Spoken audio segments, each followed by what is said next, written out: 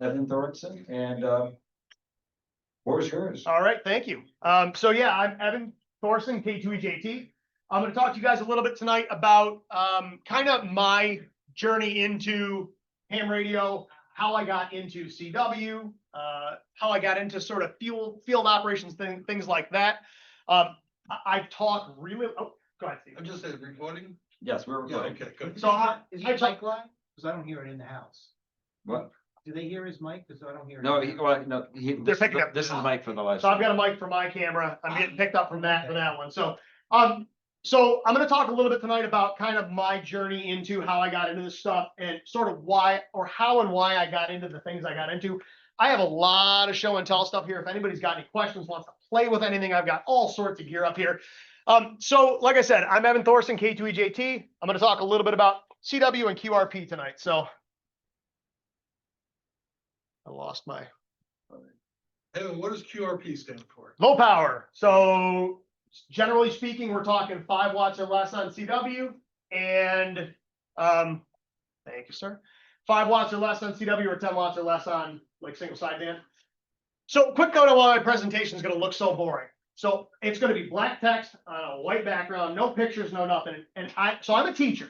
All right, that's what I do for a living. I'm spoiling the next slide, but I've had other teachers look at presentations I use in class and they're like, this is the most boring presentation I've ever seen in my life. How do your students not fall asleep? My answer to them is this. The presentation is not the star of the show. I am. This is there to keep me on track. Okay. So they make these big, colorful presentations with pictures and animations and all this garbage. Is the lesson any good? Right. So I don't know. It might be, it might not be, but I don't want you guys worried about what's there. I want you paying attention to me. Okay. So that's there for me. If you have questions about stuff that's on the screen, feel free to ask. But like I said, I'm using the presentation more as a tool for me to keep on topic because you will find that I get sidetracked very easy and I'll be off in left field in 5 seconds. So who am I? My name's Evan J. Thorson. I'm 50 years old. I'm married. I'm the father of a 16-year-old daughter. God help me. I've taught automotive technology at Broomtown Gavosis for the past 24 years. Okay, so I've been doing this a long time. I've been a professional auto technician for 30 years. So I'm a gearhead. I love cars, but I don't want to work on them. And when you do anything for a living, it's the last thing you want to do, right? You get home, the last thing I want to do when I get home is work on cars. So I have all sorts of hobbies. I mean, it gets kind of ridiculous, the amount of things I'm into. And I'm one of those people that when I get into something, I will learn every little detail and minutia about it. Okay, so because of this, I have a lot of other hobbies. Like I said, way too many. Seriously, it gets ridiculous. If I was born in 2004 instead of 1974, I'd be the poster child for ADHD. I can't sit still. I can't focus on one thing for 5 seconds. It's just who I am. So how did it all begin? So I'm a fairly avid outdoorsman. I don't like to be inside all that much. It's just not my thing. I hike, I kayak, I mountain bike, as do my wife and my daughter, primarily my wife. Now, my daughter's 16 and 16-year-old girls in the woods, it's not their favorite thing. She loved it when she was like 10. So I originally bought some just cheap Motorola FRS radios so we could stay in touch when we were out doing outdoor stuff, right? We'd be out hiking and they'd be off down in a creek. My daughter would be catching frogs or whatever, and I'd be walking around in the woods. And I wanted a way to stay in touch because a lot of times I'm in places where there's no cell service. So I bought some cheap, they weren't cheap, they were Motorola's. It's not like they were junk, but they worked, but they kind of left a lot to be desired. You get limited range out of, what are they, 2 watts maximum, those dinky little fixed antennas. So I was looking for something that would work better. And I stumbled across GMRS. So WRUE 675, by the way, if you're a GMRS op. So GMRS did exactly what I wanted it to do, right? It gave me extended range when I was out in the field. It gave me access to repeaters. I could share the license with my family. So like my extended family will go to Letchworth State Park for a week in the summer and camp. I can give a GMRS HT to my mother-in-law, my father-in-law, my brother-in-law, my sister-in-law, everybody in the family, and go, okay, you can use my call sign and we can stay in contact because there's no cell service at Letchworth. So it's really good for that, right? It's good for that sort of, that use case. It's perfect for. So GMRS gave me more power, right? You get up to 50 watts on a mobile radio. Now I can change antennas and put real antennas on the radio, and you're going to see that antennas are probably the most important part of the radio. It was perfect for that.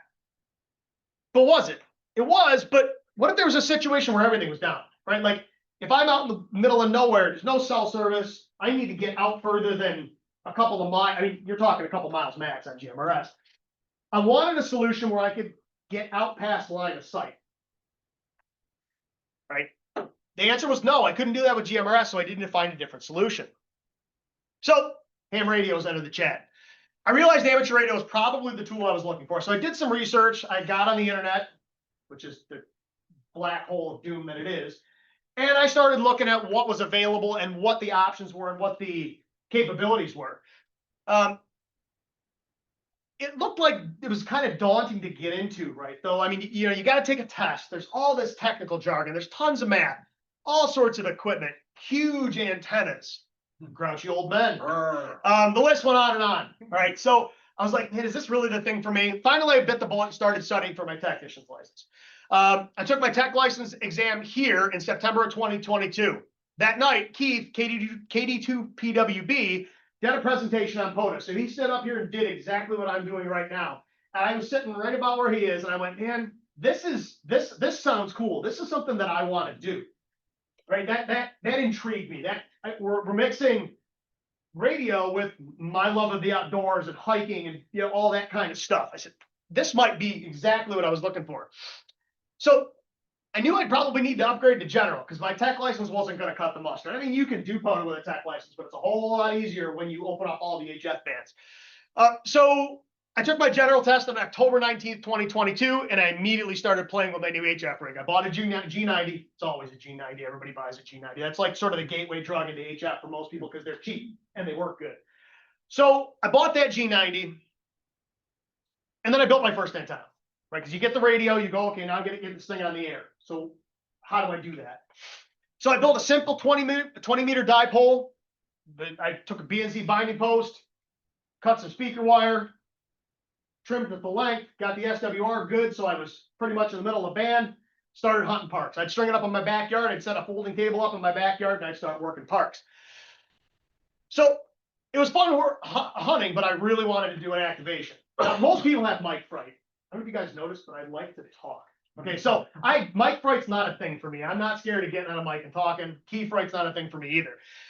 And so I wanted to get out and do an activation. So on October 28th, 2022, so like a week after I got my general license, I drove out to Sugar Hill State Forest, which is northwest of Watkins Glen. There's a fire tower there at the summit. I set up my dipole. I turned my G90 on. I didn't even know about spotting. I didn't know I could spot myself on the POTA website. I just like, I'm doing this. So I just got on and started calling CQ POTA. First answer back was Italy. That was it. I was like, whoa, Italy? The first call. That's it. I'm good. All right. So I knew the G90 had a ridiculous antenna tuner. So I decided I wanted to build a random wire antenna because I wanted to work bands other than 20 meters. I mean, 20 meters is great, but 20 meters isn't always great. Right? I wanted to be able to work some of the higher bands. I wanted to be able to work some NVIS stuff. So I decided I wanted to build a random wire antenna so I could take advantage of the ridiculously wide tuner in that G90. So I hopped on YouTube and I started watching videos, people building different random wires, and I stumbled across Thomas Witherspoon, K4SWL's channel. If you're not familiar with Thomas, Thomas is sort of the godfather of CW Parks on the Air YouTube videos. He gets pile-ups that blow my mind because everybody wants to work Thomas. And it's funny now because Thomas knows me now. So when I call him, he pulls my call out of the pile-up and calls me back by name. So like I said, I found that video from Thomas. And he made a speaker wire antenna and hopped on the air and banged out an activation in no time on 5 watts using Morse code. What? Who still uses Morse code? Come on. At that point, it was what, 2022, 2023, 2022. Nobody uses Morse code in 2022. Samuel Morse and Alfred Vail, they're dead. It's not 1838 anymore. So who still uses Morse code?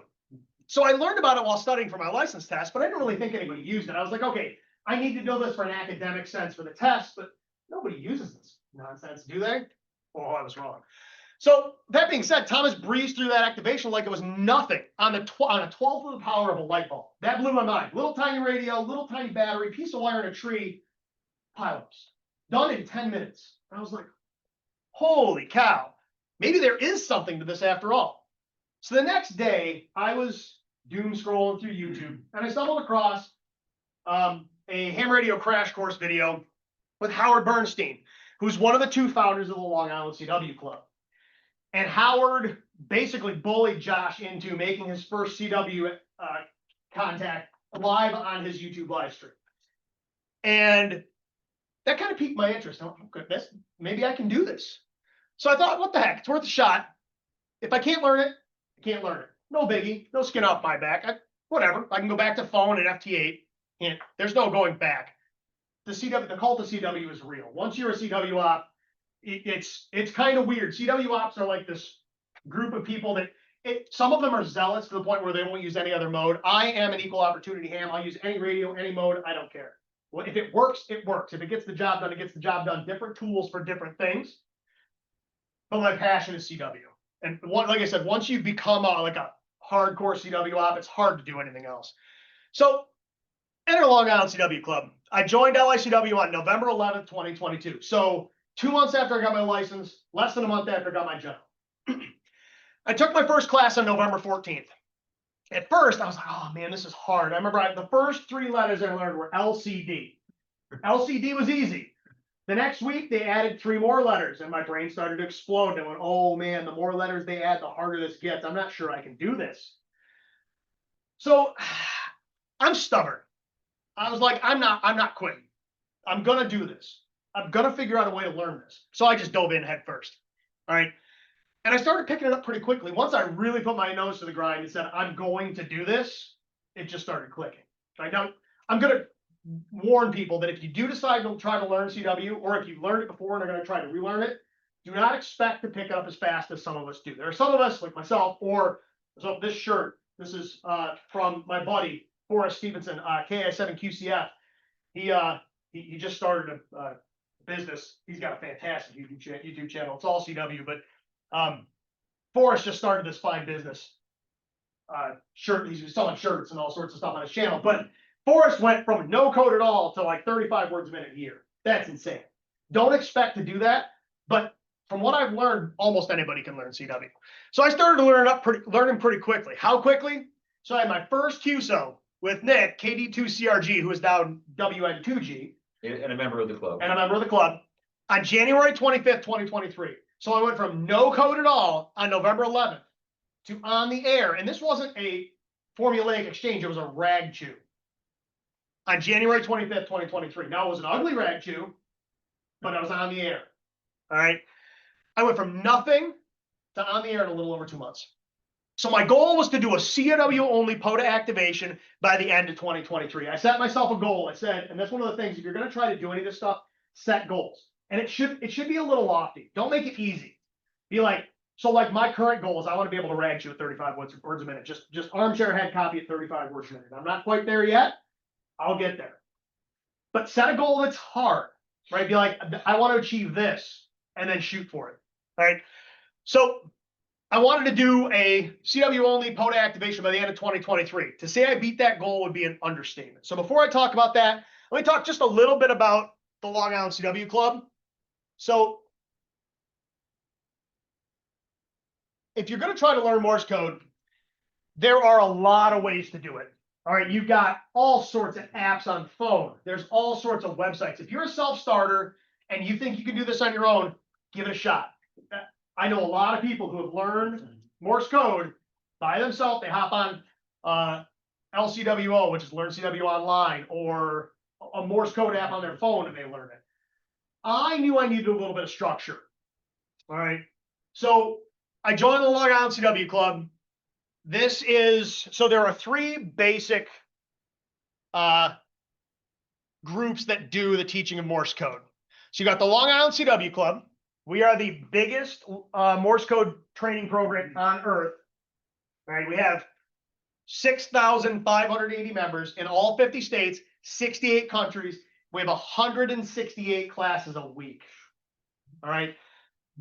Your next option is CW Ops, CW Academy. So CW Ops is a group of CW operators where it's a club. You have to be a minimum of 25 words a minute proficient. Then you have to have QSOs with a number, I forget how many CW Ops operators. and then get voted in. Like they basically nominate you, and then people vote. You get voted in, assuming you meet their criteria. I'm a member of CW Ops. They run a class called CW Academy. I think it's 3 times a year. That one's a little more structured as far as when the times are. I'll talk about those in a second. The last one is CW Innovations. CW Innovations is a little bit different. That one, there's like an interview process. They're selective as to who they take. As we're along on CW Club and CW Academy really aren't. Though, if you join, they'll take you. CW Academy is free, but it is structured. It is, you meet this day at this time every week for, I think it's twice a week for, I think it's 12 weeks or something like that. I forget the exact length. It's very structured. Log on CW Club, you can go to any class you want, anytime you want. So if you look on the calendar, I'll show you what the calendar looks like. This is a little insane. So let's just look at the week.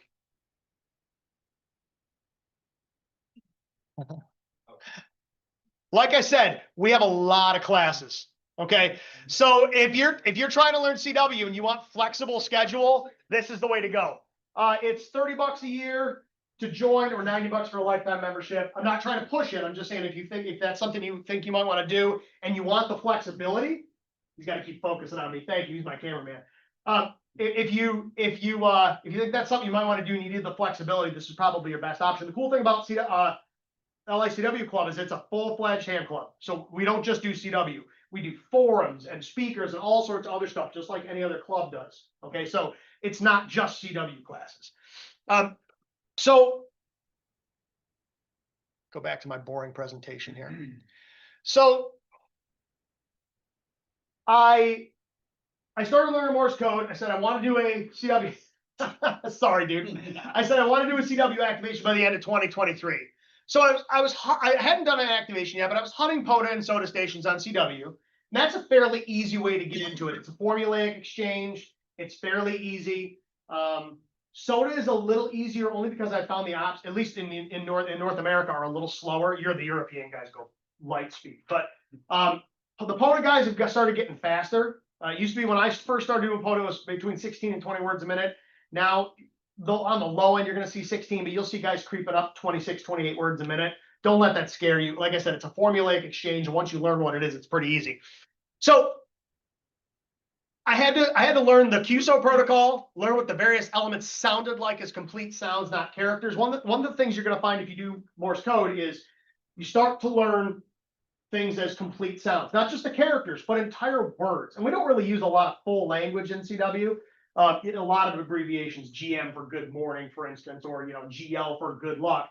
A lot of it's abbreviations, and you learn what those sound like as complete sounds. So when you have a CW QSO, especially those formulaic ones, you don't have to think about it. It just happens in your head, just like you're listening to me talk right now. If I hopped on the air and listened to one of these, it would be no different than this right now. And that's one of the weird feelings. We're going to talk about that in a minute. So once I had that down, I shot a video about how to hunt POTA on CW, and I posted it on YouTube. It was just, I had a piece of paper. I said, it wasn't like I was trying to start a great big YouTube channel. I just said, well, this might be useful for people who are looking on CW. So I shot a video. I sat at my desk. I had a piece of paper with the QSO protocol on it, explained what it was, explained when to send things and what to listen for. And I figured a couple people would watch it. It might be helpful. The feedback was overwhelmingly positive. Thousands of people watched it. It was insane. Made a few more videos, got the same results. Said, okay, I'm just going to keep doing this. Then I made a promise to the audience. I said, I will film my very first POTA CW activation and put it on YouTube. I'd never done one before. That was nerve-wracking, but I made that.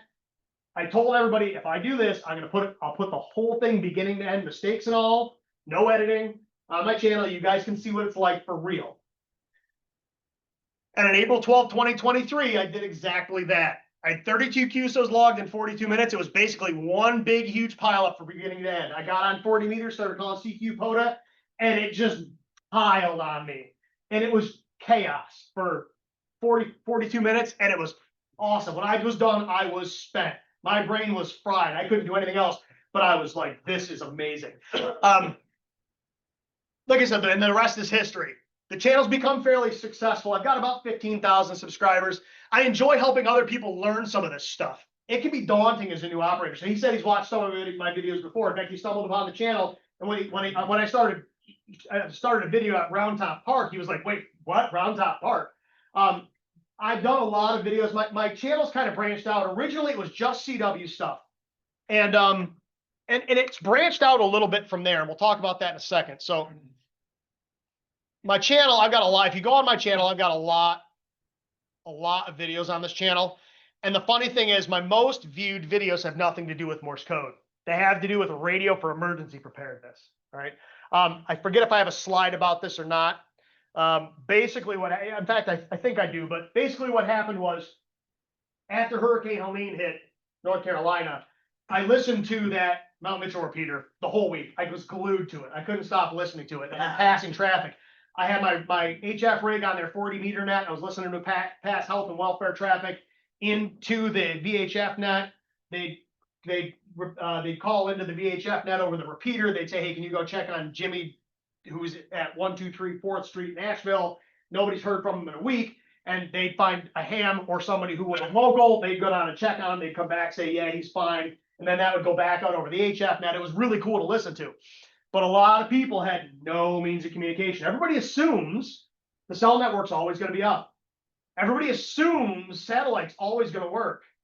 All right. Everybody assumes those fiber optic cables that are buried in the ground aren't going to get cut by landslides until they do. And people started to realize that there were all sorts of unlicensed people on Balfangs calling into that net and saying, "Hey, we're stuck. We need help." And not once did I hear the net control operator, Dan, say, "Hey, get off the air. You're not licensed." This is a legit emergency. Now, if you're hopping on the repeater just to be a jackwagon or a lid, okay, that's one thing. But when you're stuck in the middle of nowhere and your only means of communication is that $17 HT that's in your closet, use it. All right. So I shot a video, this one right here, radio for preparedness. What lessons can we learn from Hurricane Helene? Just about, what kind of things did we realize work and what don't, right? How important is VHF? How important was that repeater? That Mount Mitchell repeater was a lifesaver. That video went nuts. And so I went, okay, people want this. So I started shooting more videos on basic entry level stuff. This video is how do you program a Baofeng? And I don't just go through the programming. I go through all of the bands and how propagation works and how, what frequencies to program in and where do you find those frequencies and how do you get your license? All that kind of stuff is in that video. That's got 175,000 views. People eat that stuff up. It's kind of funny, but my passion is still CW. So I'll put CW activation videos on my channel and they'll get 1,000 views. I'll put something on it with a Baofeng and it'll get 100,000 views. That's insane, but that's neither here nor there. So meanwhile, over at LICW, so Howard, like I said, he's one of the founders of Long Island CW Club. He saw my first YouTube video on hunting POTA and was impressed by how quickly I'd progressed. So I went from nothing to this in a matter of months. So he asked me if I'd be interested in becoming an instructor at Long Island CW Club. And I was like, well, yeah, sure, that'd be awesome. So over the next few months, I mentored with Eric Dahlman, K2EJT, in the beginner's carousel program. So the way it works is there's the beginner's carousel, which is where you learn all your characters. There's BC1. So we call it a carousel because there's no beginning point, no end point. You get on and off anytime you want. It's not like you have to wait for the next session to start. If you join tonight, you could be in class tomorrow, right? So BC1, we teach the first 16 letters at 12 words a minute character speed, 8 words a minute effective speed. If you don't know what that means, CW speed is based on the word Paris, P-A-R-I-S, and how long it takes to send that word. Right? 12 words a minute is pretty slow. 8 words a minute is brutally slow. That effective speed, that 8 word a minute number, what we call Farnsworth, that's the time, the space in between the characters. When you get into beginner's carousel 2, you learn the rest of your letters, your numbers, some punctuation, and what are called prosigns. So if you're not familiar with prosigns, they are sounds that mean certain things. So for instance, SK means I'm done transmitting. AS means wait. And it's set as a single sound. It's not the letters A and S. It's AS all as one sound. So you learn the rest of your letters, your numbers, the prosigns and punctuations in beginner's carousel 2. We have to speed up a little bit. It's still 12 words a minute character speed, but we shrink that effective speed. We start shrinking that space in between the characters to 10 words a minute. Then you go to beginner's carousel 3. In beginner's carousel 3, you learn the common formulaic QSO protocols POTA, SOTA, SKCC, which is the Straight Key Century Club, which is awesome. K1 USN slow speed test, which is 20 words a minute or less. It's a little mini contest every week, things like that to get you on the air in formulaic ways, like Drew was talking about field day, where it's the same exchange every time, right? Then the last thing you do before you move up is what we call the Long Island QSO protocol class, which is a sort of a basic rag chew at a straight 12 words a minute, because those kind of follow a format. Then you move into the intermediate program. That's where I teach. All right, so I teach in the intermediate program. The intermediate program is conversational CW. No formulaic stuff. It's this, talking back and forth. So when I run class, I sub for Eric, because funny thing is, my class is Wednesday nights at 8 p.m. Eric's class, who was my mentor, he teaches the same thing, intermediate 2 now. His class is Monday nights at 8 p.m.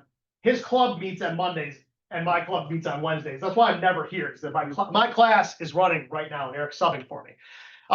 But in intermediate, it's conversational. So when I subbed for Eric on Monday, I did Jeopardy. We played Jeopardy. So I would send a word, and my students would send back a question.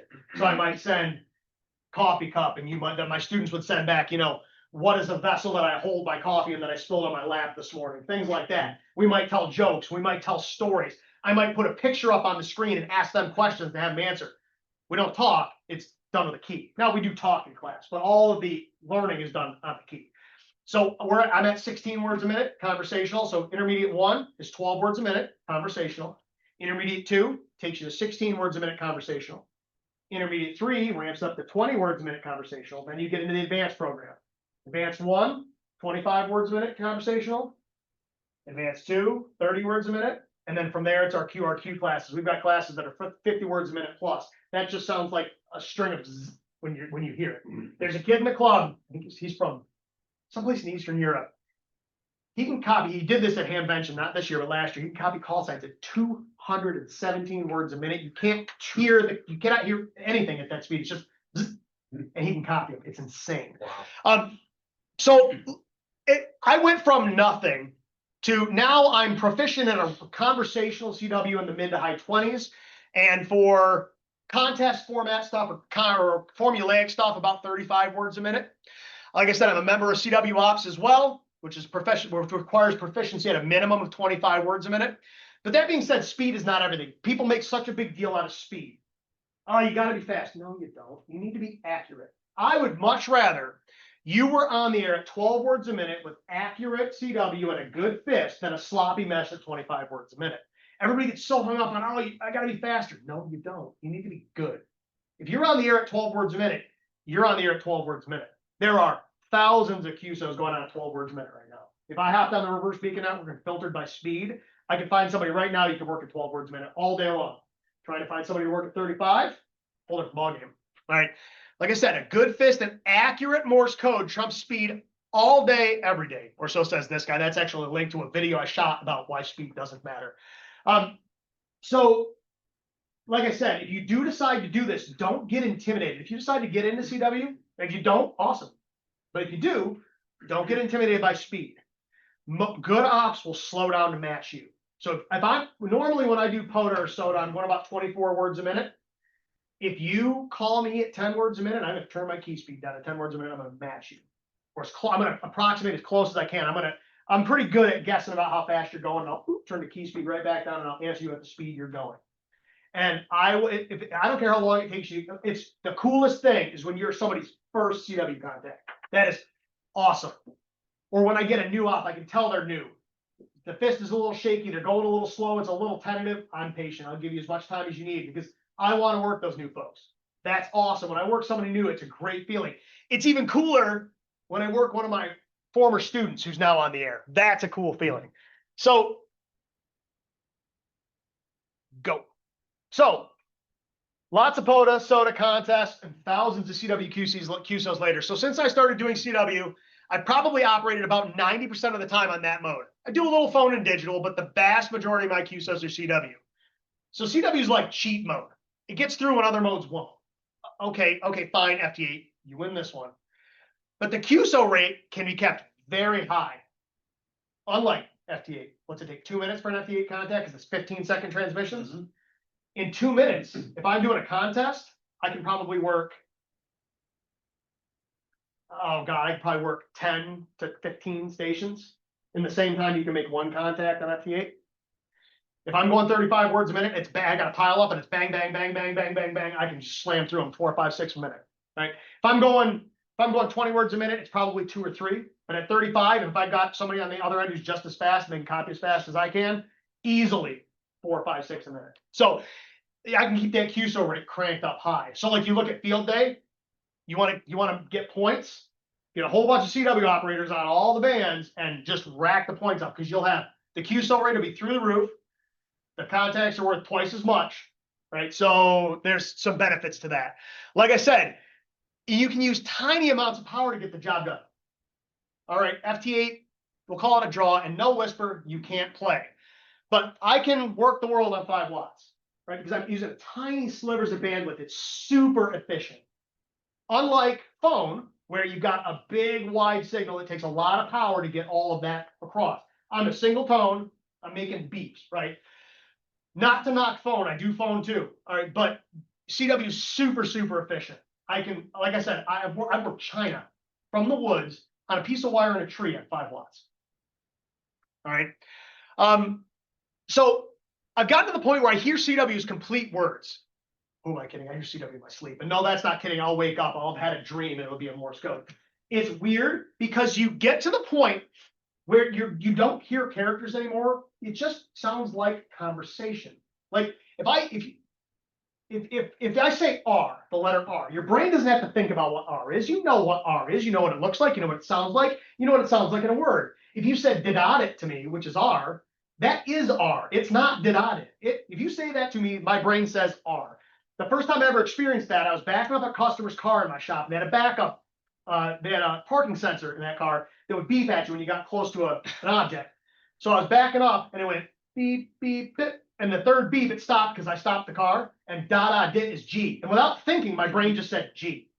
I was like, whoa, the car just said G to me. It was weird. But the first time you word copy a difficult word without any effort is bizarre. So I was just sitting listening to a rag chew. I was doing something else. And I had my radio on. It's on 40 meters. And it was at night. The band was long. And I wasn't paying any attention. It was just going in the background. And I heard the one op said his QTH was Albuquerque. My brain copied the word Albuquerque without any effort at all. I just heard it as the word Albuquerque. And I went, oh, that's weird. And once that starts to happen, it's a very weird sensation because you go from really concentrating to what we call when we teach this, especially our advanced students, we call it loose focus. You'll find that when you practice, once you get better, it's actually better to not try to concentrate too hard. The best, when I find that I don't really practice anymore, when I was trying to get better, I did it in my truck on the way to work. I would listen to what's called Morse Code Ninja. If you're not familiar with Kurt's work, he's awesome. If you're trying to learn CW, he's got some great stuff that have thousands and thousands of lessons. But I would put that on the truck and drive to work. My brain is concentrating on driving. My subconscious brain is copying CW with no effort whatsoever. And it's a really interesting feeling when that finally starts to happen. So, quick learn about learning Morse code. Learning Morse code is like learning a new language. Not only do you need to learn the characters, but you need to learn all of the abbreviations, the QSO or the Q codes, the QSO protocols. You need to learn to copy different fists on different types of keys. Think accents on phone. If you try to work a foreign station and they're from Croatia or Italy or Russia or China or Japan, that really thick accent, you'll get guys who are on a mechanical key. It's supposed to kick paddles in a keyer. They're on a bug or a cootie or a straight key. And they get this very interesting sounding fist. They'll have accentuated, they'll send a R for Roger. They'll go did-dot it real fast. The sort of weird cadence, this we call it swing. You have to learn how to copy through all those accents, right? And it's a skill. Anybody can copy computer generated code. And I've had students fall into this pit where they get really good at copying computer generated code. And they get on the air and they try to work somebody on a bug and they fall apart. If you've never heard a bug, they are very weird sounding. I didn't bring a bug with me tonight, but if you're not familiar with a bug is a semi-automatic key. So it's mechanical. When you hit the dit side, it sends dits automatically using a pendulum, but the DAs are sent physically. You have to physically manually make the DAs. and they have a very interesting cadence. They have a sort of a sing-song sound to them. Really good bug fists are hard to differentiate from a keyer. Most people aren't that good. And some people have that accentuated fist on purpose. Because if I'm trying to break a pile up, that guy that sounds different than everybody else is the one that gets worked. So if I'm on a bug and I'm trying to work somebody and they're not answering me back, I'll really draw things out. My call sign on CW is very easy to pull out. It's da da da da da da da da da da da da. It's got a very interesting cadence and it's very easy to pull out of a pileup. And if I'm on a bug, it's really easy to pull out of a pileup. They might have a hard time copying the rest of the QSO, but they're going to get me out of the pileup. So it takes practice. It can be difficult, but I've only had a few students out of hundreds who actually couldn't learn it. I can think of 2 or 3, and they all either had traumatic brain injuries or strokes. Everybody else who's tried to learn was able to learn. It might not have been easy for them. Like I said, not everybody learns at the same speed. Okay? Not everybody's going to pick it up immediately. But you can do it. All right? It's not insurmountable. The biggest thing I can tell you is get on the air before you think you're ready. That's scary. I was on the air before I knew all of my characters. I was almost through BC2 when I had that first QSO with Nick. It's funny because I worked Nick. Nick was doing a soda this past weekend. I don't know if you see all the bites on the backs of my arms. That's black flies. I was at the top of Balsam Lake Mountain. Nick was doing a soda, 1 summit over. I worked him on 2 meters. And I was like, Nick, I'm like, you know, you were my first, because after I worked him, gave him the soda contact, he knew who I was. He said, hey, Evan, how you doing? I said, you know, you were I had never talked to him on phone before. I said, you were my very first CW contact. So it was cool to work somebody who was my very first CW contact on phone on 2 meters. So, but like I said, get on the air before you think you're ready. Listen to actual QSOs, not just computer generated code. Like I said, on the air, it's totally different. Because not only, even if they're both on keyers, they're sending perfect code. You got QRM, QRN, QSB, all of these things you've got to deal with, and it makes copying a whole different ballgame. What I tell my students is get on the air and just spin the dial and listen. Find a QSO that you don't even need to be able to copy all of it, but can you pull out some letters? Cool. Just listen. Get used to what it sounds like. Human fists are different than computer-generated code. Like I said, all of those different things you got to deal with make copying real code on the air different than computer-generated code. So it's okay to use computer-generated code when you're first learning, but wean yourself off it as soon as you can, because the sooner you start listening to real code on the air, the quicker you'll pick up all these weird idiosyncrasies that humans do. They'll have weird spacing. They'll have weird timing. Morse code is very specific, right? It's a da is 3 dits long. The space in between elements is 1 dit long. The space in between characters is 3 dits long. The space in between words is 7 dits long. Perfect code has that measurement. Humans don't send like that, especially if they're on a mechanical key. If I'm producing the dits and das with a straight key or a bug or a cootie, it's going to be different. And your brain has to learn how to differentiate all those things. It's, like I said, it's very akin to trying to listen to somebody with a different accent. So I got a whole playlist on my YouTube channel on how to learn Morse code. And Forrest's channel is fantastic for learning Morse code. There's a guy, K2EJT. He's got a great series on his YouTube channel about how to learn the characters. Okay, but why QRP? Are you just a glutton for punishment? Like, what idiot goes out with a tiny little radio making no power and trying to make contacts? Because people will tell you life is too short for QRP. It is if you're on phone, not on CW. So size and weight. So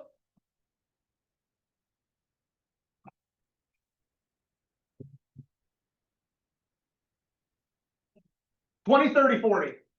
This will work 20 meters, 30 meters, and 40 meters. This radio, this big. I'm gonna just come off of a share so that the people on the live stream can. Of course. A second. So this is an MTR-3B, a 3-band HF transceiver, 20 meters, 30 meters, 40 meters. It's the size of a deck of cards. This is why QRP, and this is why CW QRP, because if I go from CW to an all mode radio, I'll show you a small all mode radio. So here's an Elecraft KX2. Here's the Mountain Topper. Which one do you want to carry? All right, so that's the power of CW. All right, that's why size and weight. So this pack right here, I had set up. This is actually a pack I had set up for soda. I'm going to be doing a soda in the next weekend or two, depending on what the weather does. I have this pack ready to go. This is the whole radio kit. And when I say this is an activation kit, if you just picked this Pelican case up and left the house, you don't need anything else. Radio, 2 keys, speaker, headphones, coax, 40-meter end-fed half wave, all my logging stuff, throw line, throw bag, pencil, battery, all power cables, everything is in this little Pelican 1060. All right. So when you guys go out to do a POTA and you've got a station wagon full of junk, I got this. All right. I will work the world on this box. So this is the power of CW, because I can do that with a little tiny bit of power. You can do it on phone. You can definitely do it on FT8. But remember, if you're doing FT8, you're carrying either a computer, or if you've got you can do it on a phone now too, with FT8CN. But still, I mean, like I said, you're still going to need a radio that's capable of doing that. Now, a QMX, if anybody's familiar with the QMX, that started out as CW and digital. They've now added phone. That's not much bigger than this radio. It's a little bit bigger, but that will do phone and digital. But Drew, if you could pop back over to my Yeah, sure. thing real quick, just so I can keep track of what I'm talking about.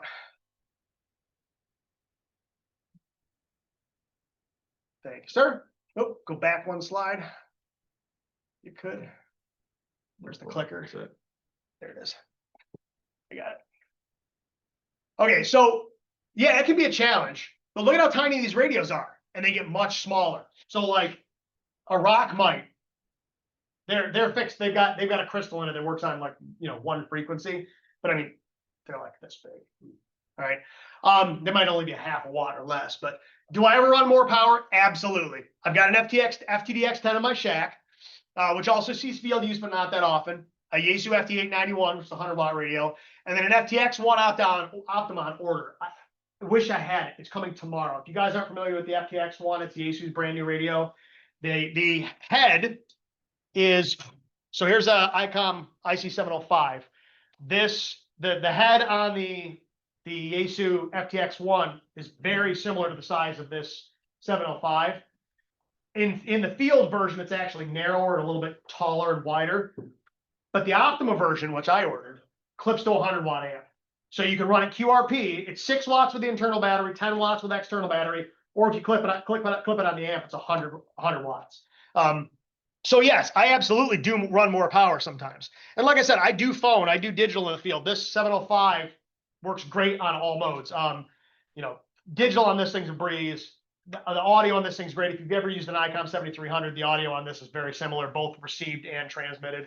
They're not cheap, but they're nice. But that Yaesu, I'm kind of excited about it. Like I said, I was hoping it would be here today, but it's coming tomorrow. I wanted to bring it with me, but I keep a G90 in my truck all the time as my just in case rig. So my very first HF rig, it's in my truck right now in an Apache case with an antenna and a battery and a key and a mic. So I can just take that. If I want to go do whatever, I can just pull that case out of my truck and run. I keep that in the truck all the time. And a G90 is cheap. What are they? $400. Realistically, if that gets stolen or broken, $400. If somebody steals my 705, I'm gonna cry because these are like $1,400. Or God help you, Elecraft. When I bought this, it wasn't that expensive now. But if you buy a KX2 shack in a box like this, they're approaching $2,000 now. KX3 is now KX3 shack in a box is now over $3,000. These things got ridiculous. As far as my favorite radios are concerned, right now for field use, my favorite all-mode radio is this KX2, just because this thing does everything. It's got an internal tuner that will blow your mind. It's got an internal speaker, internal battery, pin diode switching on CW, so there's no relays clacking at me. Good receiver, good filtering. When you're out. Yeah, no, go ahead. POTA, Yeah. do you use just the speaker that's in there, or do you have a headphones? So if I'm recording a video, I run the speaker that's on the radio so people can hear me. If I'm out and I'm not recording a video, it depends. If I'm by myself, I prefer the speaker because I like to be able to hear my surroundings. If I'm someplace where there's other people, I throw headphones in because on CW, they hear nothing. They might hear the key clicking, right? They're not hearing the CW. They're not hearing me talk because it's all coming out of a key. It's a great question. I generally use the speaker, but not always. I've got a couple other radios up here. So my favorite current CW only radio is this little rig right here. This is a CFT1. So this radio is produced by a kid. His name is Jonathan, KM4CFT. He's like 24 years old. The kid's an RF engineer. He designed and built this radio himself. I beta tested this. There were 10 beta testers.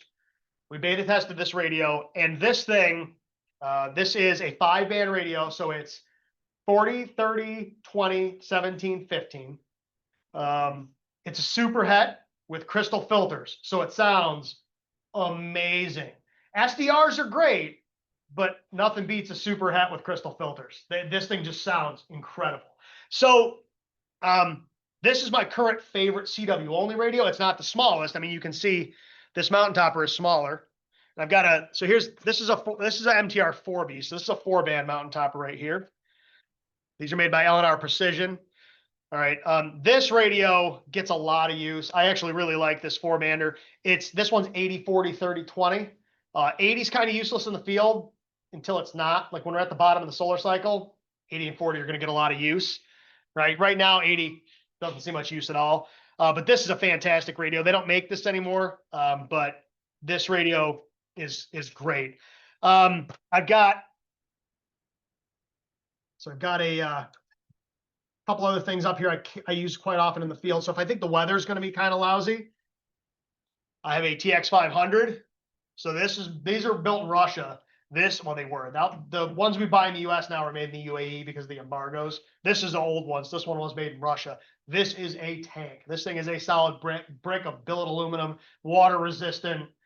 This thing's bomb proof. You can probably stand on it. So if I think the weather's going to be kind of crazy, I'll run this guy. And this is an all mode rig. So this will do 160 through 6, phone, digital, and CW.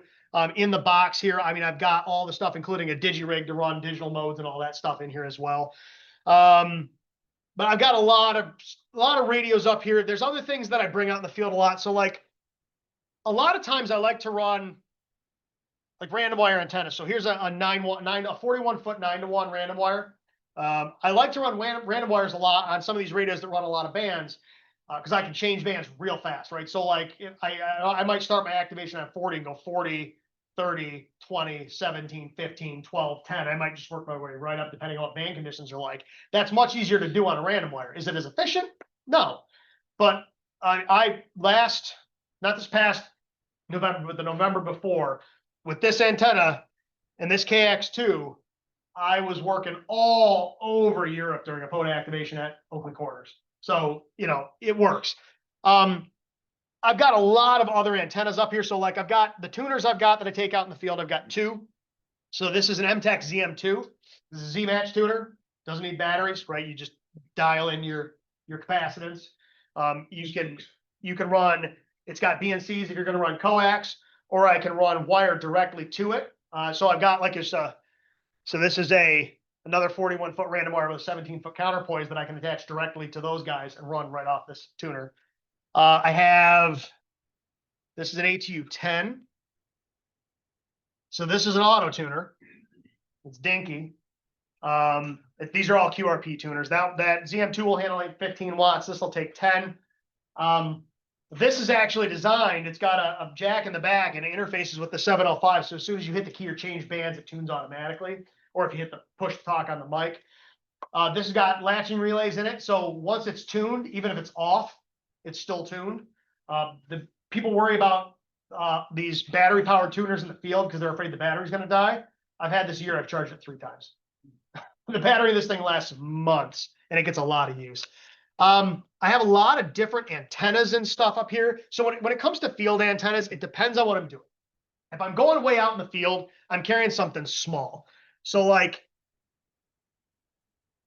here's another little 9-to-1 random wire. This one is an oddball. I forget what the dimensions are on this. I'm beta testing a couple of these antennas for a guy. These are really well made, but this is I forget what the dimensions are, but it's odd. It's like 28 feet on the radiating element, and 14 or 11 feet on the counterpoise. I forget what it is. It's odd, but it works. Little tiny antennas like that, or like on this Elecraft, I can do so. Dig it out of the box here.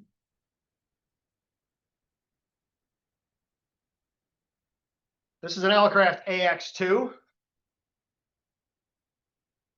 That's 20 meters. No, I'm not kidding. And yes, it works. Is it compromised? Yeah, I've got a 4-foot radiating element. It's very, very compromised, but it works. All right, I can hook this to the radio. There's a little tripod, goes at a 90-degree BNC. I've worked Switzerland on this antenna. All right, on 10 watts. So it works. Now, if band conditions are rough, you're not using something like this. If I'm worried about efficiency, I'm not running anything like this though. So, like I said, in this kit, I have this wire right here is a 40-meter end-fed half wave. I've got a 64-to-1 transformer in here. I have some 49-to-1s too. This one just happens to be a 64-to-1 in here. I'll show you what the antenna itself looks like.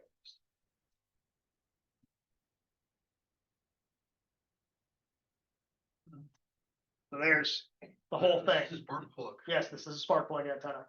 All right, that's the whole antenna, and there's your radiating element. So it's, like I said, that's what power wire too. So that's a 40-meter end-fed half wave. So it'll do 40, 20, 15, 10. There's the transformer. That's the whole antenna, right? I've got coax in there also. I've got this guy right here.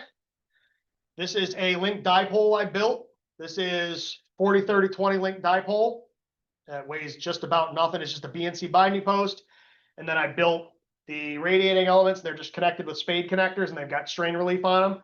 So I throw it up full length. That's 40 meters. If I unplug the first set of connectors at 30, unplug the next set 20. You don't have to drop the antenna. You just lower it, unplug the connectors, hoist it back up in the tree, and you're back on the air. So like I said, this is a 40, 30, 20 link dipole. I quite often use that with this radio because this radio is 40, 30, 20. All right. So it's hard to beat a dipole in the field. It's not as convenient, but man, do they work. All right. How high up in the trees, or how As high as I can get it. Honestly, it's not. I found that it's not super important, especially on the higher bands. If you're on 40 meters and you're only 15 feet in the air, most of it's going to be NVIS. But even so, like at night, if that thing's 20 feet in the air on 40 meters at night, I'll be working Texas. I've got the antennas that I use the most when I'm not doing a hike up soda or a deep hike in POTA. I use a lot of verticals because they work and they're easy to set up. So that's just a 17-foot quarter wave vertical. So that'll work with, without a tuner, 20 meters and up. You just change the length of the whip to fully extended. It's resonant at the bottom of the 20-meter band. And then you can start shortening the whip to change your frequency. Obviously, if you're doing something like that, you're going to need something to make sure that your antenna is working correctly. I've got a rig expert, but I don't bring that up in the field. I'd rather lose a $50 nano VNA than a $500 rig expert. So this guy goes out with me. This allows me to tune the antennas up. You can see SWR, you can see inductance, capacitance, resistance. It gives you Smith charts for resistance, the whole nine right on this little thing. And what does it weigh? Nothing. It's this big. It weighs nothing. They're about $50. So all I do is throw the antenna up, hook the coax up to this guy, I've got it already calibrated and I've got the frequencies recorded in here. And I just put it on whatever band I want, just start shortening the whip up, boom, we're good, hop on the air. And you get to the point with on those verticals, you can tune one up. Now I'm not talking about the coil loaded ones. We're just talking about straight vertical in a matter of seconds. You done on the air. Now the coil loaded verticals, they're a whole different ball of wax. And I heard Ford the other day talking on the air to somebody about coil loaded verticals, and he was not wrong. They are fiddly.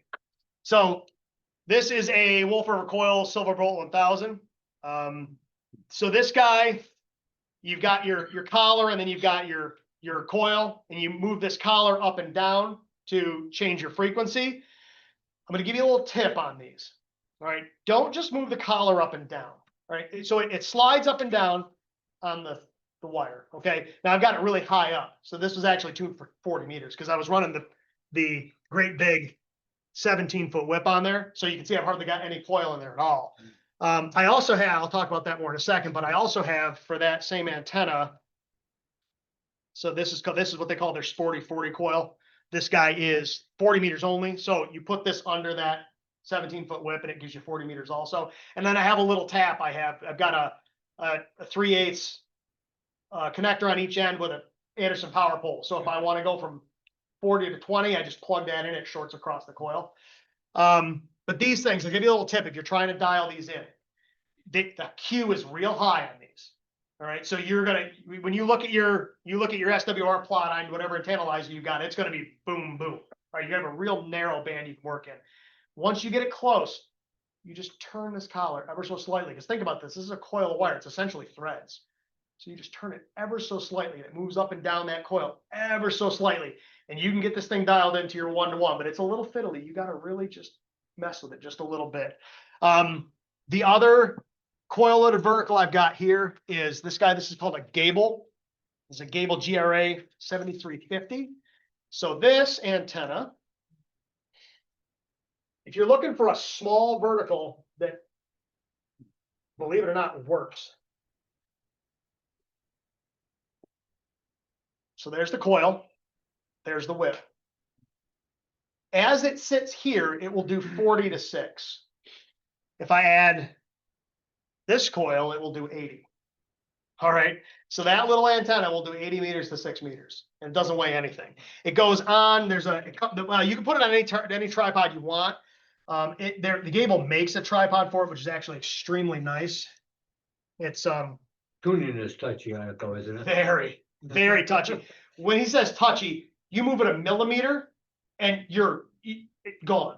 Like you're not even close anymore. You move it a hair.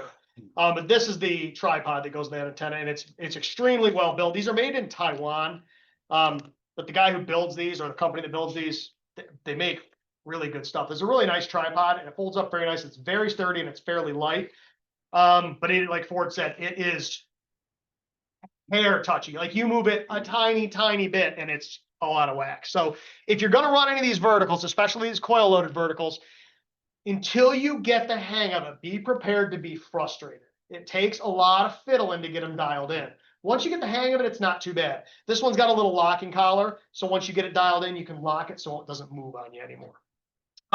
But you know, most of the stuff I use, like I said, it depends on what I'm doing. If I'm driving out to a park, getting out of my truck and going to a picnic table that's 20 feet away, I'm probably not bringing, I mean, it might just for fun bring some little tiny stuff, but I'm probably bringing a more substantial setup, right? I'm probably bringing the full size vertical and maybe a 100-watt radio, or maybe one of my 10-watt all mode rigs, right? If I'm doing a deep hike in Poto, or like I said, a soda, I'm not carrying these big, I mean, I'll carry the KX2 up the mountain, I have, but I'm not carrying an 891 or a G90 or anything like that. It's just, I could, but I mean, my pack, when I pack a pack for soda, I assume the worst. So if I'm going someplace where I'm gonna be in the middle of nowhere, I make sure I've got enough stuff to spend the night without dying.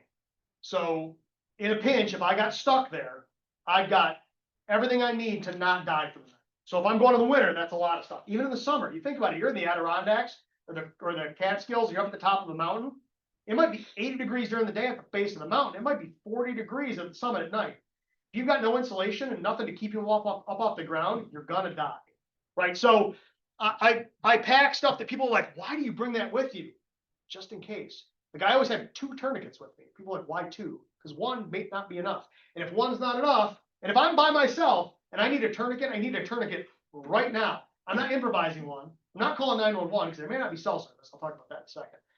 But I carry stuff that people are like, what are you doing, man? I don't want to have, if I needed something like that, I need it now, right? So when I pack a kit for that kind of stuff, some of the gear weighs some weight. So I keep the radio kit as light as I can so that I can keep all that other stuff with me. I'm a pretty, like I said before, I'm a pretty avid outdoorsman. So I have a lot of outdoor skills, a lot of bushcraft skills. I mean, I can start a bow drill fire. I can use shirt on the spine of my knife to create sparks and start a fire with char cloth. I know how to do all those things. I don't want to have to. I want to bring that stuff with me so that I don't have to rely on those skills. If I'm making a bow drill fire to keep myself alive, things have gone 10 shades of sideways. All right. So, like I said, I try to keep my kit as light as I can. Now, like I said, when I'm doing like a drive up activation, so this is a Bengali Expedition. This is an expensive key. This is my field key for when I'm doing like a drive up. So like if I'm going to, let's say I go down to Hickory's Park and pull into the pavilion and do a POTA activation from down there, I'm probably bringing this key, right? But you know, if I'm hiking way out in the middle of nowhere, I'm not bringing that key weighs 3.5 pounds, right? I'm not bringing that. That's key. Get it out of the box here. Probably doesn't even weigh an ounce. All right. Right. So like, and I've got smaller. So like, I'm gonna make everybody dizzy on the camera. Sorry, Drew. So this is an N6 ARA tiny paddle. This is one of my backup keys when because I've had keys fail in the field. That's the whole key. All right. So if things fail and I need a backup key, I need a backup key. And believe it or not, I can send remarkably good code on that little tiny key. But you know, like I said, some of this gear is very specialized. It's not the kind of stuff that normal people, and I'm not normal, would buy. But if you're doing this kind of stuff and you're, like I said, you're hiking way up a mountain or something like that, ounces matter, right? So, all right, Drew, could you hop back over to the presentation there?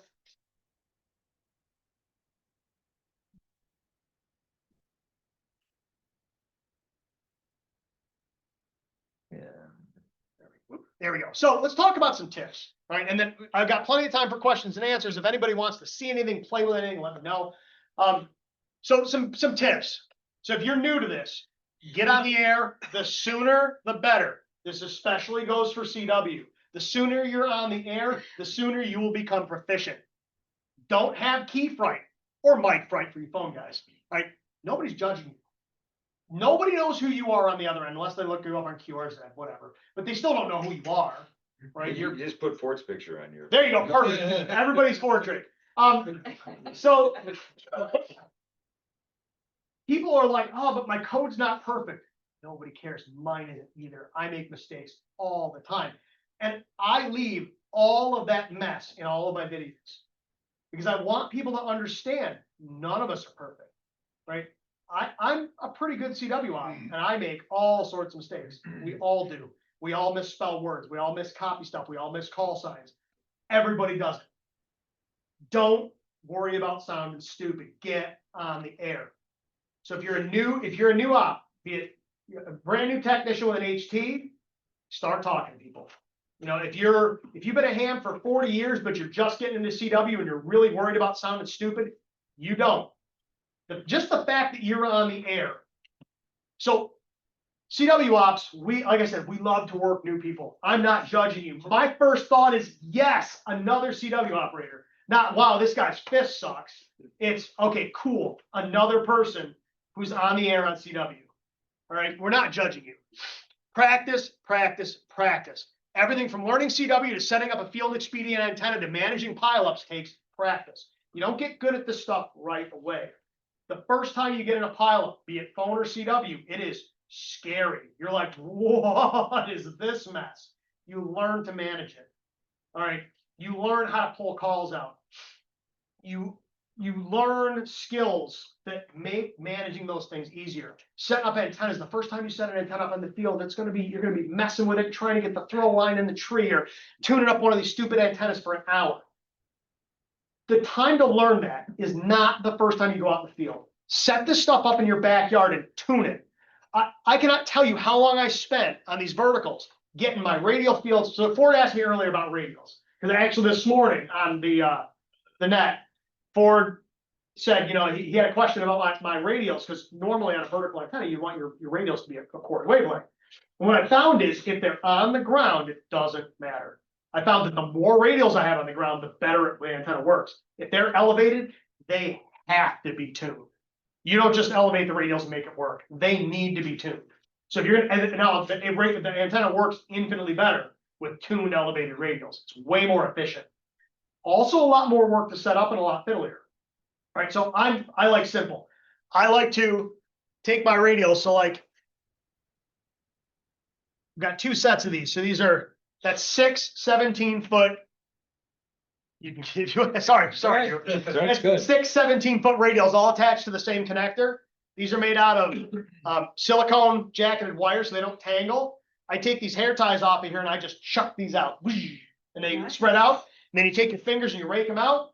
My radial field's set up. There's no tuning, no nothing. It's just ready to go. All right. You'll get to the point where once you've practiced this stuff enough and got everything tuned up to so you know how it works, it's effortless. The first time you do it, it's a nightmare. The second time you do it, it's a little easier. By the time you've done it 100 times, you can do it with your eyes closed. But like I said, the first time you do it shouldn't be in the field. Practice this stuff in your backyard or your side yard or wherever it is you're going to practice. Have an antenna analyzer. Get that antenna up.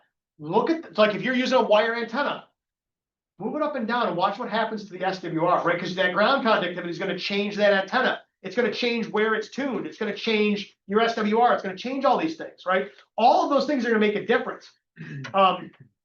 So really practice with all your stuff. Ask questions, but verify the validity of the answers. There's a lot of garbage out there. Don't take anything as gospel. I'm going to tell you right now, I am not an expert. All right. I'm just a guy who plays radio.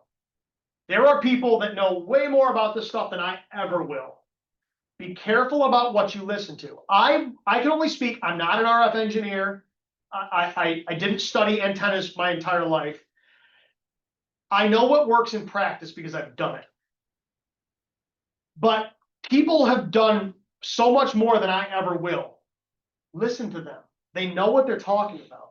Now, you may find that one thing says theory should do this, and in reality, it does this. I found that, well, they said it should be this long. Nope. So, like, that end-fed half wave is not as long as it should be. I cut it to what I thought it should be, and it was too long. And I kept cutting wire out. Well, actually, what I do, I kept folding it back and twisting it around itself until I got the right length. And it was like 14 or 15 inches shorter than it should be.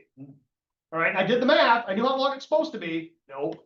All right. So you're going to find in practice things don't always pan out the way theory says. That's why you got to play with this stuff. Learn how to troubleshoot your gear on the fly. This stuff will fail on you at the worst time. I had a tree branch fall on an antenna mid-activation and sever the wire. I've had radio stop transmitting. I've had, keys fail in the field, right? Learn how to troubleshoot that stuff on the fly. I'll be working a pile up and something fails. That's like the worst time. I want to be able to get back on the air as fast as I can. So the more you understand your gear, the better off you're going to be. Always bring spares. Carry 2. Unless you're doing something where weight really counts, bring 2 of everything. If I'm going to be less than a mile from my truck, I'm going to have 2 rigs, 2 keys, 2 batteries, 2 antennas, 2 everything. Because Murphy is going to come along and mess with your day, and you're going to need that other antenna or key or cable. Or I did an activation a month or 2 back, had a piece of coax fail. Expensive piece of AVR, 218 XATC. All right. And I hooked it up to my Wolf River Coils vertical, tried to tune it up. No matter what I did, it was 14-1.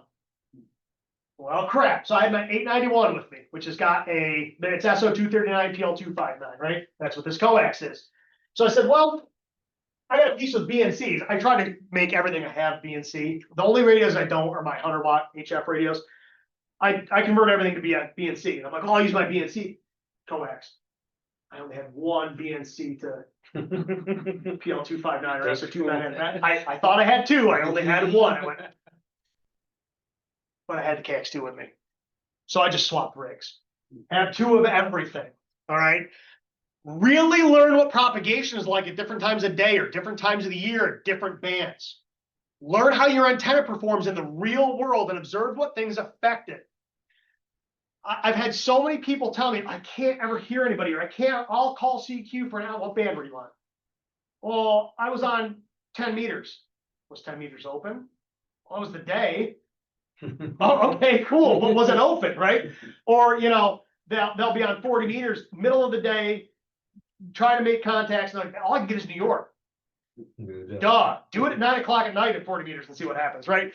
So you get a lot of people who, and I'm not knocking anybody, but it takes practice to learn this stuff. And the bands change on the fly. Band might be open, especially those higher bands, 10, 12, 15, it might be open, you might be running, all of a sudden it's gone. You get a solar flare, whatever, and it's just gone, right? So really learn what that stuff is like. If you're a CW operator, the reverse beacon network is an amazing tool. Is everybody familiar with the RBN? If you're not, the reverse beacon network is a network of exactly what it sounds like, beacons that hear your call and report back on the internet.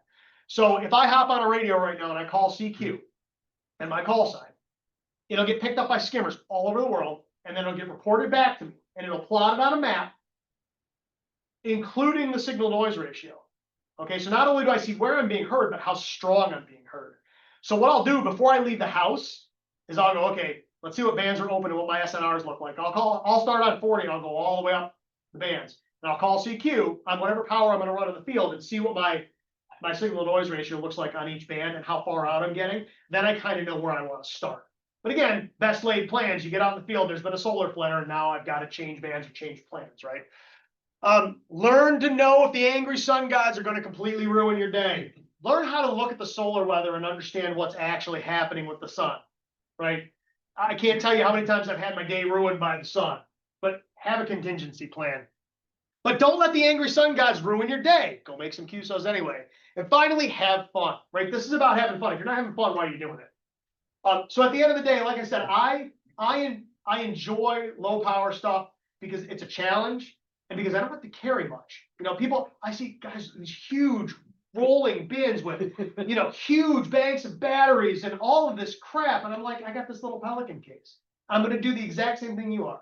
Do you really need, you'll find if you do portable operations where you're carrying the gear, you'll find out what you really need and what you don't, just like anything else, right?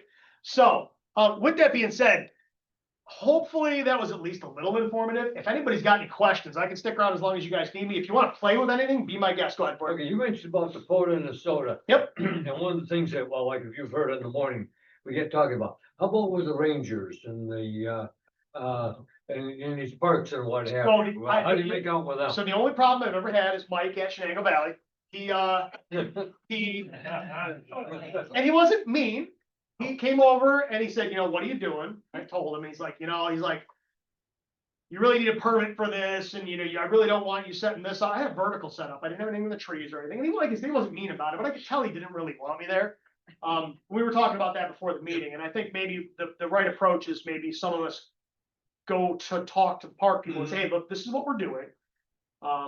This is what things do you want from us? Or if you're going to allow us to do this, what do you need from us? What rules do we need to follow? And we need to show them the benefit. This is going to bring people to the park, right? Like people watch my videos and they're like, I've had people email me, holy cow, I saw an activation from this park. I didn't even know that park existed. Or man, that's my favorite park. It brings people to your area, right? It can be goodwill. Yes, sir. I was actually searching many months ago for POTA, Shenango Valley State Park, and your video popped up. There you go. Right. So that kind of goodwill can go a long way. And I think that's the angle we need to take is, well, how can we benefit the park? How can we work in a symbiotic relationship? And that kind of positive message spreads, like Michael talked to his peers. We make a good impression. Right. He'll share that within his region, within the other parks, and good news spreads. Right. Bad news spreads quickly also. It does. It's the rule of three. So like, Yeah. I'm an auto mechanic. They always said, if you do a good job, they tell 3 people. If you do a bad job, they tell 33 people, right? I've had DEC officers stop me before and ask me what I was doing. They've never had an issue with it. They're usually more curious than anything else. The funny thing is the thing that draws the most people is when for some reason, it's when I'm doing a soda, I'm at the top of a mountain. Nobody's there.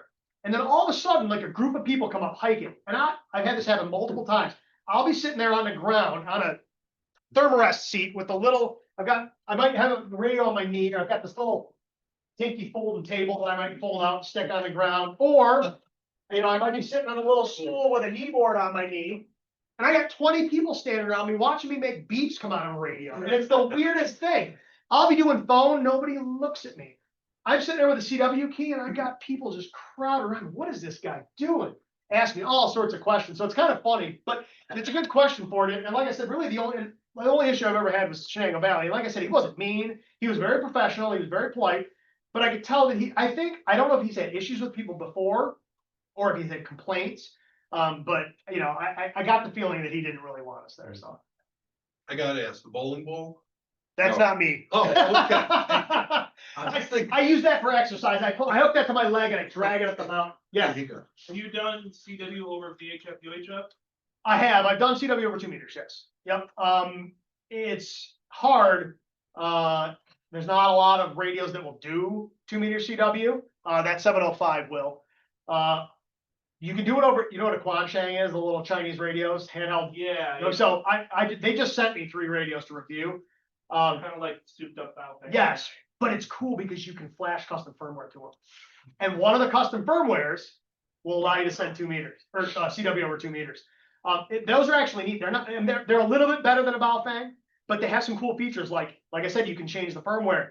Some of the firmware will give you things like band scopes, so you can see the band and where activity is on the band. So there's some cool. They're still inexpensive Chinese radios, but they do have some interesting features. So now the receivers are still wide open, no filtering. You know, the front end can get overlaid, loaded really easy. I think they do a couple more bands than just 2 meter settings. The ones that I have are only 2 meter 70 centimeter. They might make a tri-bander, but I don't know. 2-part question. Yeah. Do you, it looks like you have everything pre-packed to use checklist. Second question, power. Do you keep your batteries fully charged and you ever do solar? Awesome questions. Checklists? No, it's in my head. I know what that goes back to experience and knowing what you need. Right. By the time you've done this so many times, I just know I need X, Y, Z, and I always pack 2 of everything. Except BNC to kill. Except the L259s, but I had 2 rigs. And 2 pieces of coax. And I actually have. Can you guess what's in this bag? Another deal. That's yeah. So, second question, power. I generally top the batteries off, and then I know it's not good to leave them fully charged, but it's inconvenient to have to take them out and charge them fully up. So I generally leave them fully charged. These little QRP radios, you can go for the battery for this. So in this little soda kit, I've got another mountain topper. That's the battery I run with it. All right. And I can run for 2 hours on that battery. Right. So and here's the fun part. If this dies, so that pack that's running that camera right now, that's just a USB power bank. Actually. What's that? Camera overheated? Overheated. That's okay. If it shut off, did it shut off? Yeah. Okay, that's fine. It happens. They get real hot when they're recording that long. So it is now. Yeah, this gets really hot when you record that long. So lost my train. Oh, that power bank does USB PD. So that will do 5 volts, 9 volts, 12 volts, 15 volts. The one I have in here, which is bigger. This will do 130 watts, 5 volts, 9 volts, 12 volts, 15 volts, 20 volts. So I can run my camera and my radio and charge my other stuff all on this one power bank. One thing I did want to mention is when you're doing stuff, especially like if I'm way up on top of a mountain, I want to have multiple ways to get help. I talked about the tourniquet thing, but I always have an HF rig with me if I'm doing Kona or soda or something. I always have an HT with me. So like this soda pack, I've got this VGC VR N76, which is an awesome radio. This does APRS. It's IP67. It's a cool radio. So I always have an HT. I always strap to my pack a Garmin InReach Mini. All right. So if you're not familiar with those, that's an emergency messenger. So I can send text through it. But if there's an SOS thing, you open the thing and you hit the button and it sends I pay $40 a year for emergency response, like insurance, to cover me in case they got to send a helicopter or something. You break your femur at the top of the mountain, you need a helicopter. And then my phone, this is a Pixel 9 Pro that I have on T-Mobile. This will do texting via Starlink. So I always have multiple ways to get help. That's one of those things that people don't think about until you're in trouble. And then you're like, man, I wish I had a XYZ. So I've got an HF rig, a VHF, UHF rig, the InReach Mini, and a phone that'll do satellite texting. So I like to have multiple ways to reach people. What was your last? Oh, solar. Do I ever use solar? Yes, I do. So I have solar generators that I run with solar panels, and I also have I have a Bioenno solar panel that I charge especially with my bigger radios. if I'm doing an extended thing, I'll have one battery on the solar panel, on the solar charger while I'm running the other one. And I found that for me, and I do have some big, high, like 50 amp hour lithium iron phosphate batteries, but I find that for most of the radios that I run, if I have 2 or 3 smaller batteries, I can rotate them out. So one's on the charger, well, one's running the radio, the third one's in reserve. So if I'm running all day on a, let's say a 20 watt or 100 watt radio, instead of having one great big battery, I'll run 2 or 3 that I can cycle through. And all your logging is on. So if I'm doing CW, Yeah. all my logging is on paper. My brain, for some reason, my brain can't type and do CW at the same time, but it can write. If I'm doing phone or digital, I generally electronically log. I can electronically log while I'm doing CW, but I find it easier to do on paper. Great question. Anything else? You guys are way too quiet. Yeah, go ahead. When you were talking about CW, you mentioned like some 2 ways of doing it is some radios have relays and others have like a And diodes. Yep. So relays are exactly what they sound like. So, right, so it's a mechanical switch that opens and closes. Pin diodes are diodes, so there's no moving parts. So, in fact, I can, you won't be able to hear it. I was gonna say I can hook radio up and I can send, but, so like this radio has relays. So does the 705. I've got a dummy load with me, so I can do it. But, if I send on this, I've got the break-in. So you can do what's called full QSK break-in, where as soon as I let go of the key, it stops transmitting. I run semi QSK, so I run like 400 milliseconds of time delay between when I let off the key and when the radio stops transmitting or when the relay opens. So I don't hear clack, clack, clack, clack, clack, clack, like every time I hit the key. But every time you let go of the key and you wait 400 milliseconds, it clicks. These little mountain toppers or like this KX2, they run pin diodes. So there's no moving parts. So it doesn't make any noise. These are full break-in, which means that I can hear in between while I'm sending characters. It doesn't stop receiving. So if I'm sending and somebody else is calling me, it's like I'm calling CQ and somebody responds mid CQ, I can hear them. The relay radios, when they start transmitting, you lose receive until it's done sending. So on a pin diode relay, a pin diode radio, I'm hearing everything that happens all the time, and there's no key clicks. There's no relay clicks. I'm sorry. So great question. Yeah. When you were talking about CW keys, you mentioned straight key, a bug, and a keyer. You also mentioned a Cootie. cootie. Yep. What is that? Cooties are a side swiper. Imagine a single lever paddle, but you don't hook it to a keyer. It's just got 2 contacts. It works just like a straight key. So if I hold it to the contact, it just continuously sends a tone. And if I put it to the other side, it does the same thing. So you swipe side to side to make the dits and das, as opposed to taking a key and moving it up and down. They're very weird to send on. Until you learn, it's hard to go from paddles to a cootie because your brain has to do 2 different things.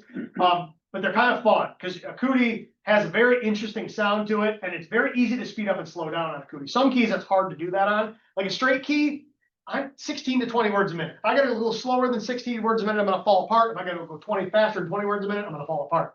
On a cootie, I can go 5 words a minute or I can go 25 words a minute. It just matters how fast I swing my hand back and forth. So yeah, it's just another different type of mechanical key. Great question. Anybody else?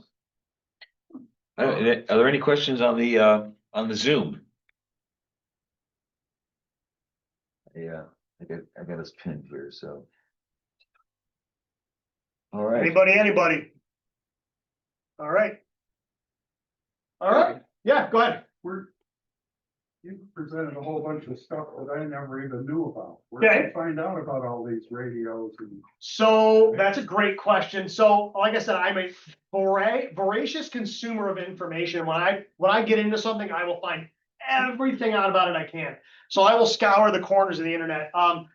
There's a lot of this stuff comes from word of mouth. So like there's a lot of Discord servers. There's a Hoda CW Discord server. There's a CW Ops Discord server. The LICW Discord server. There's I'm in another club called the QBL Club, which is quit being a lid, literally. But where you learn about a lot of this stuff. A lot of these radio companies are little. So like L&R Precision that makes these mountain toppers. It's a little tiny company down in North Carolina. It's 4 guys that make these radios, right? This is a niche product. So, some of the keys are really niche products. These little QRP tuners, unless you're doing a lot of QRP field stuff, you've probably never heard of an MTAC ZM2. This is a fantastic little tuner though. Do they still make them? I Oh, got yeah. mine decades ago. $100. Yep. Less than, if you wanna buy the kit, it's like, I think 80 something, complete, they're like 105. Yeah, oh yeah, they still make them, they work great. And like I said, it's cool because it's a Z-Match tuner, so there's no batteries, you just twist the knobs and tune it up. And that thing will tune up anything. You could load up a wet noodle on that thing. It won't radiate, but it'll tune it up. Yeah, so a lot of it, Ed, is just kind of word of mouth, talking to other CW operators. The CW community is very, well, you do CW, don't you? Yeah. So the QRP CW community is a very tight-knit group. There's a core group of people that are sort of the people that, I don't want to say sort of steer everything, but we all kind of, now that everybody knows everybody, and like I said, you find out about, like I said, this little rig right here. I know Jonathan, and he knew I was a good CW op, and he knew I'd be good for beta testing. And so when he said he was gonna build this radio, like I said, there were 10 of us. It was myself, Thomas Witherspoon, N6 ARA, who made that little tiny panel I showed you, a couple other guys. And, you know, now he produces it. You can go on hamgadgets.com and you can buy this as a kit or a complete radio. But you find out about stuff by word of mouth, basically, is kind of how you find out about some of the stuff. Like I said, these are very niche products. Like this little battery right here is made by W0AEZ. It's a 3D printed battery pack. It's a USB PD pack. This is 5 amp hours. This little bitty battery. So I beta tested this for him. You can go on his website and buy these. He makes, if you've got an FT5, he makes a really high capacity battery for Yaesu FT3 or FT5 also.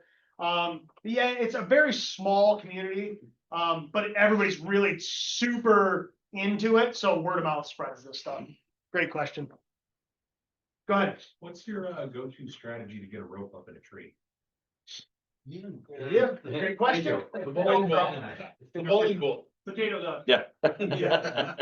Arborist throw weight. So these are Weaver throw weights. So that's a 12-ounce weight. That's an 8-ounce weight. Now when I'm out in the field and I don't want to carry a lot, I made these little bags. It's got Velcro on the top, and then I stitched some paracord in, and then I've got some really lightweight cordage. You throw some rocks in there, up it over the branch. And that weighs nothing. Because I don't want to carry, that's 3/4 of a pound. And if I'm hiking up a mountain, 3/4 of a pound doesn't sound like much. I'm hiking up a mountain. Yeah. Only use it one time. This is still half a pound, right? But I found, now these take practice to get them up high. But you got to get them whipping, and then you can finally get it up over the tree. Take some practice, but that's, for the field, that's the way to go. I mean, you can use like a potato gun. If you're like stationary and you want to shoot something up in a tree, that works good. Not carrying that stuff. Just not at Shenango Valley State Park. Correct. Tree. What is one of these? Yeah, it's stuck up on top of the tree. Let me show you. So did everybody hear what he just said? He said it's stuck up in his tree in his front lawn. What did you use for throw line? The arborist throw line. Richie, and it's stuck? Wow. What happened is the thing caught my leg, if I remember right, and then when it stopped it. stopped it. Yeah. Okay, yeah, that'll do it. That'll do it 100% of the time. Yeah. Yeah. I Yeah, had that's- Carol in the tree up to my place, Yeah. right on my way, parked your car. Yeah, but that's generally how I get wires up, is with an arborist throw weight. Yep. I mean, there's other ways to do it, but that's cheap, easy, and it works. So If there are no trees, then so if there are no, you have your vertical hills. Okay, that's a carbon mast, Yeah. carbon fiber mast. So I lash that to something Right. or stick it in the ground. Mhm. So that's, if there's no trees, I'll either run a vertical or I'll run a Right. mast. One thing I didn't touch on is, How if you're, long is that? this one is 20 feet. 7 meter. And then they also make a 33-foot version of it. That's carbon fiber. The thing you gotta watch out with carbon fiber is it is slightly conductive. Yeah. So you gotta make sure your antenna is away from that a little bit, because it will affect your antenna. If you're using a fiberglass one, it doesn't matter, but the carbon ones do. The carbon ones are lighter and stronger though. One thing I didn't mention that I do want to touch on is if you're gonna do any VHF, UHF stuff, that little dummy load of an antenna on this radio ain't doing You anything. didn't fool anyone. Okay, so you can do a signal stick. I've got 5 or 6 of those. This is a ZBM2 foul weather antenna. So this is a quarter wave. Works good. But if you really want to reach out and touch someone, unfortunately, this antenna is not made anymore. This was an MFJ. This is an MFJ long ranger, so this is a 2 meter half wave.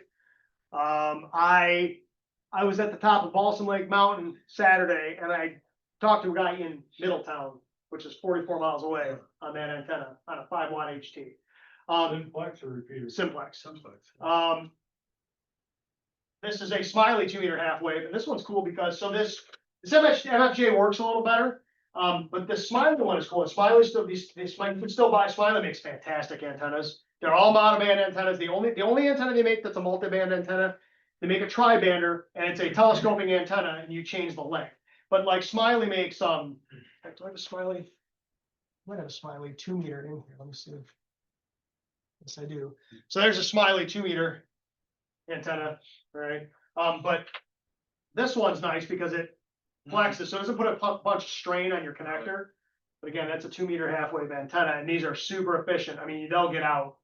The other thing you can do is, you know, if I'm gonna be stationary for a while, someplace here on the table, I've got more junk on this table, and oh, there it is. I'll throw up a roll up J pole. Yeah. But if I'm not gonna be stationary for very long, I'm running a 2 meter wave antenna. And like I said, I mean, you can do, I didn't hear him, but a guy named Mike, WB2, what's his, I can't think of his call sign now. He's like the main soda guy in New York State. Anyway, he heard one of the guys in Massachusetts who was on a summit, heard me work on one of the guys when I was in the Catskills. In Massachusetts, I was on this antenna on a Yaesu FT5. He heard me in Massachusetts. MAK by chance? It's on WB2 FUV, I think is his call sign. Yeah. Yeah, the guy who, let me see. Where is he? So yeah, WB2 FUV, Mike Moran. Yep. The guy who heard me in Massachusetts was KC2WLR. So from the Catskills to Massachusetts on a 5-watt HT. But again, I'm on top of a 3,700 foot mountain at the top of a fire tower. So I was all the way at the top of the fire tower with the Yaesu FT5 and that antenna. And he heard me in Massachusetts. So anything else for the good of the order? Wow. Are all your coil loaded verticals, are they all tuned at the coil? So the coil, so you tune the coil yourself. So for instance, this Wolf River coils antenna. So normally if you're going to run a coil, you run the shorter, this is a shorter whip, this is a 102-inch whip. You tune the coil yourself. So all it's doing is electrically making the antenna the correct way. Well, I was just curious, because it looked like you had some other ones that were kind of small, and I was wondering why you don't top load them. You could. I didn't know if you had to access it to. You could. So the little tiny ones, so like this Elecraft one. So like this is a coil loaded vertical. So like I said, that's a 20, that's the 20. Actually, this isn't even a coil. There's a toroid inside here.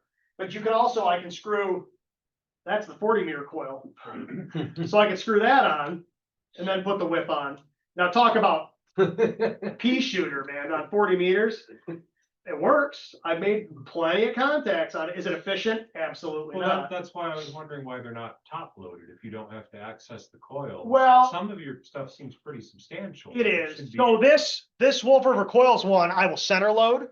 Okay. So I have an extension, and then I'll have the coil in the middle, and then the whip on top. So this will tune 80 with it center loaded. It'll tune 160. But a lot of it just has to do with you don't want to tip over. You get that big. I mean, the wind will blow these verticals down. So you get that big coil up in the air, and it gets real tippy real fast. I do have a spike, which I don't use that often because I don't like jamming stuff in the ground. But I do have a spike that goes into the ground. You can hammer in the ground, and that holds the antennas up a lot better. But Well, Evan, I want to thank you so much. This is just like Yeah, fantastic. wonderful. no problem. And, You're welcome. Thank you for having me. I appreciate it. you know, you don't have any other questions, but I figured we'll I've got a school group coming in here tomorrow at 9, so Here you go. Well, thanks, guys. And gals, I appreciate it. And I'll stick around for a minute if anybody's got any questions. Yeah. all right, thanks for those watching on the live stream. Nice job, Evan. Thank you. Right. See you later. Nice presentation. I can reach out. Big old heavy. Jersey. What is it?